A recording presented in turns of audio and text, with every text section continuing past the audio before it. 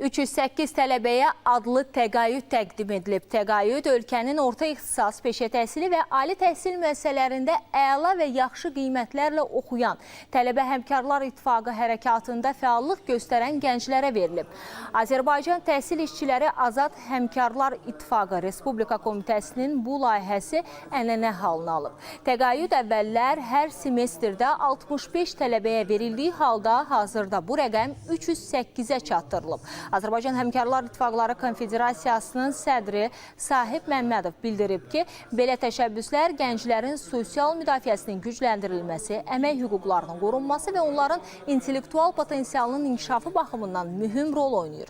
Vurğulanıb ki, adlı təqaüd proqramı isə tələbələrin elm və təhsilə marağını artırmaqla yanaşı onların şəxsi inkişafına da ciddi töhfə verir. Bu il həmin təqaüdün 30 illik yubileyidir.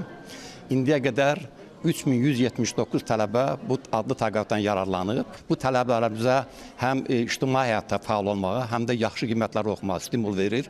Bu çox gözəl bir platformadır. Hesab edirəm ki, bu adlı təqaüd tələbələrimizin gələcəkdə daha fəal olması, daha öz peşələrinə yaxına gəlmələri üçün ən gözəl anlardan, vasitələrdən biridir. Bu yaxınlarda Doğma Qarabağımızda, Qarabağ Universitetində də Həmkarlar İttifaqı təşkilatı yaratmışıq. Çox güman ki, növbəti semestrdə həmin tələbələr də bu təqaüddən yararlanacaqlar.